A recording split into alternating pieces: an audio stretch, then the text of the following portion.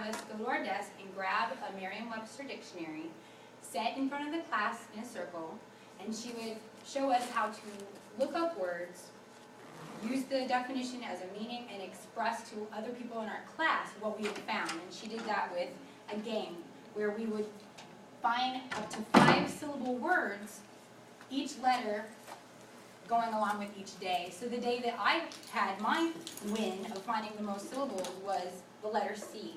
And the word that I found was Constantinople. And I loved the way that the sound of Constantinople danced off my tongue. So that is how I began to fall in love with words, and I explained to the class that, as we know now, Constantinople is Istanbul, Turkey. So that is my first memory of falling in love with words. Later in 2007, in the spring, the last day of spring, my brother Adam passed away from liver cancer. On that day, I wanted to say goodbye to him in a way that was organized, and so that I could get my frustration, my grief, the depression, the confusion, all of those different feelings together so I could say my final goodbye. And I prayed on my way to the hospital that God would give me an opportunity to do that, as I had already prepared what I was going to say in a poem. And I was able to. I was able to get there in time to say my goodbye with a poem that I created called My Brother So Sweet. Now, just a week later at his celebration of life, I gave that poem as a public reading for the first time. And I was thankful that I got through that without crying or falling, prey to our emotions. But I was able to do that in an organized way.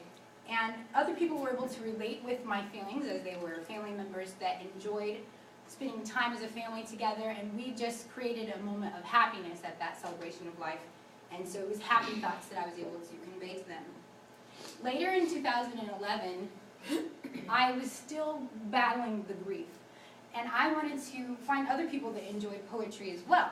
And I found a group called Kansas City Poetry Group, because that was the Midwest town that I lived in.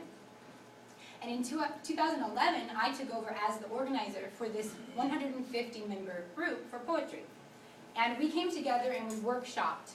We created poems and shared them together so that we could express our thoughts in a group setting, as well as doing poetry events and just working on our own individual strengths with our poems.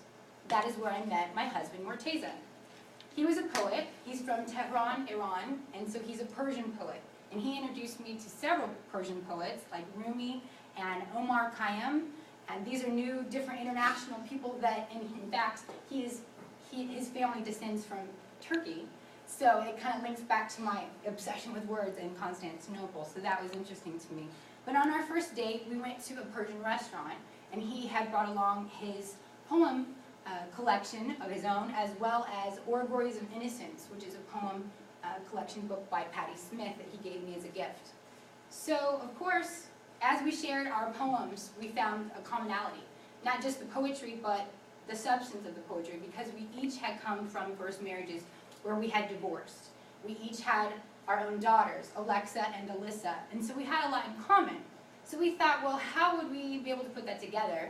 And we did that with Unveiled Eyes, an introduction of poetry on broken dreams. Now, at this time, as a person would see, my last name was not the same as his. So we hadn't quite gotten married yet, but we did publish our book on December 31st, 2012, and it was our collection of poetry that we then, later on March 20th, just 4 months later, we got married, and I'm going to share with you my vow and poem, My Lover's Braces. And when I forget the scent of my lover's braces, my hands become stained purple-red by raspberries prune. When forgotten, the touch of lamb-woven fibers, curled angelic testaments of my finger-tipped place, there lies love's whisper. He is there, in water-kissed sunlight, a dandelion floret breeze, soft dusted roads, powdered white shone, near grass-laden ways that lead to love's bridge. Once rusted by time, now broadened by faith, I would wait a millennium to kiss towards that face. In present the gift I crave lies in my embrace, and I am whole. Now, as we developed the book, we then made a website where you can purchase it, and it's at unveiledeyes.com. Now, presently, I work for Atlanta Regional, as Atlanta Regional Coordinator for Poetry for Personal Power.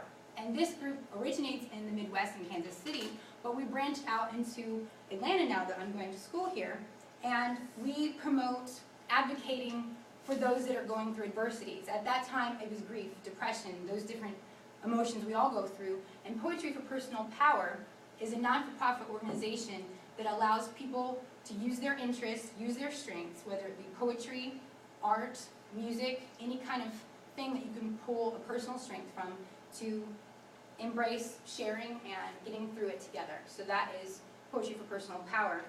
I do research. I also write grants for the non-for-profit.